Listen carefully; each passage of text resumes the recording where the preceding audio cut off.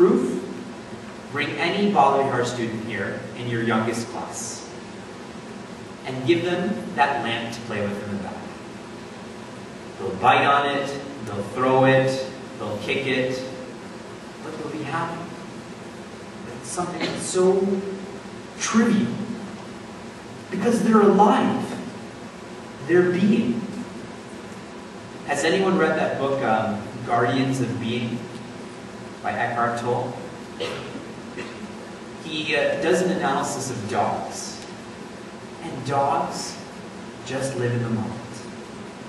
I particularly don't like dogs, but I like what they symbolize.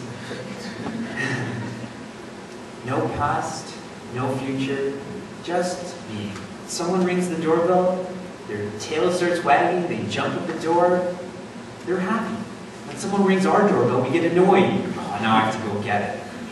Or the phone rings, first we look at the call display, and then think 3 times even before picking it up.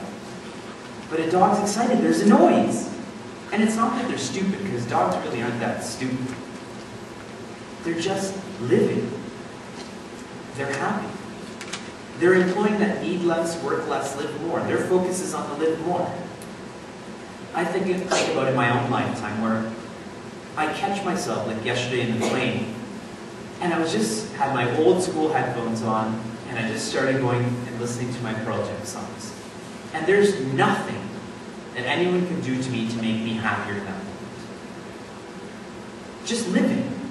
Wasn't thinking about where I was going, wasn't thinking about where I was coming from, just living. Now that there's snow on the ground, I talk to people about whether they like shoveling the snow or not, because I find it fascinating. Most people complain about it. People like shoveling the snow. It's very therapeutic. You're outside, so you're in nature.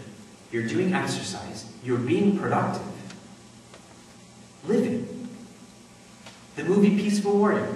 He just pumps gas. He cleans people's windows. But he's living. He's discovered that happiness within. It all comes down to, again, our demand is so great that our resources have to be so great, and what falls in between is life. I keep thinking about the past, I keep thinking about the future. What falls in between? The present. We really need to think about this idea of the stress that we create in our lives simply because our demands are so great. Many of you discussed the happiness quotient when I asked you to quantify peace. Our focus is on that numerator. Have to fulfill more desires, have to fulfill more desires. Will it really lead us to peace? Will it really make us happy? You all know the answer.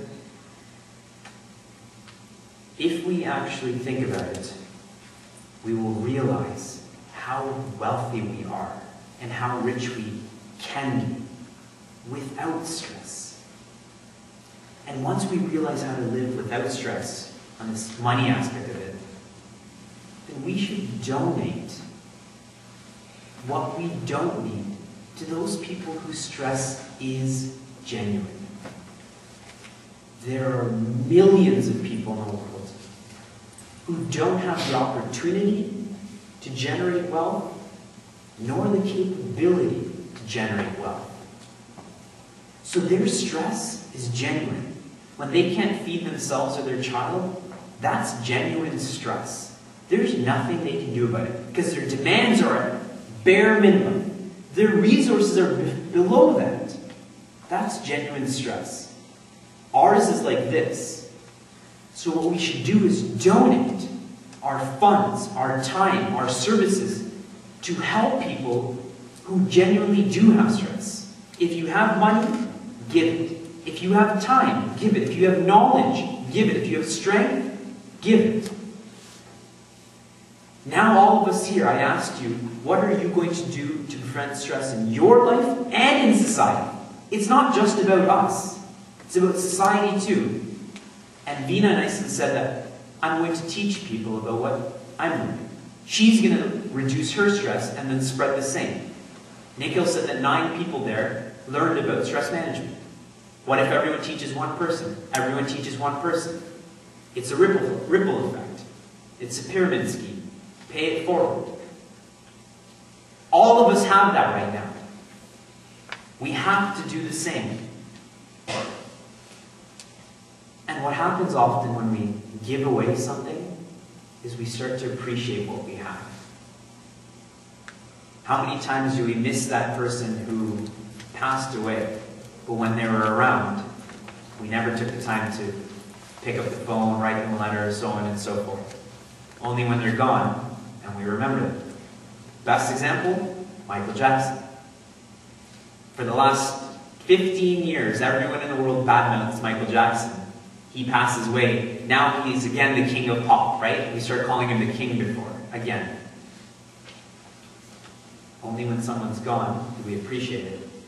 In the same way for those who were in the youth camp this year, when I took away one of your senses, whether it was your eyes or your smell or your whatever, then you come to appreciate how fortunate we are. We can walk, we can taste, we can think.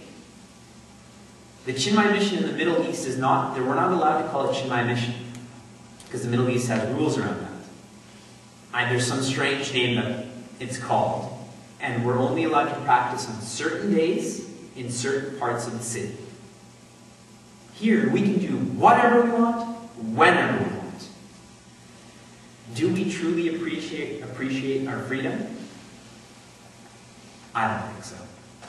And that's what I'm saying, even back to money again, is when we lose something, this is often a blessing for us because we come to appreciate what we have. Okay. So I talked about money, which tends to be objects. And I'm going to talk about situations, which is really thoughts, that I'm going to relate to time tomorrow. But now I'm going to focus on people, which is associated with emotions. The stress that's caused from people is the greatest stress that we have. It's the most difficult stress to deal with. But the stress management that comes with dealing with people is the same wisdom and the same principles as the stress management that comes with wealth. What two factors, again, are in our control? Supply and demand. Okay. So our supply when it comes to people are the actual people. People are as they are. Vineet is as he is, Vinay as he is, Pooja is as she is. That's the way they are. And this especially is true for older people who are set in their ways and egotistical people who are not willing to change. These are our resources. The sooner we come to terms with this, the sooner we'll be at peace with ourselves and with the other person. Most of our time, when it comes to people, is spent trying to change the other person. We cannot change another person. That's not going to happen. It's not going to happen when you're 1, 10, or 100. The only way to change a person is to change oneself. Again, the sooner we come to terms with that, the greater the peace we'll have in our lives. This, again, we have to understand that our resources are fixed. If our resources are fixed and we still have stress in our life, that means we have to focus on the demand, which is in our control.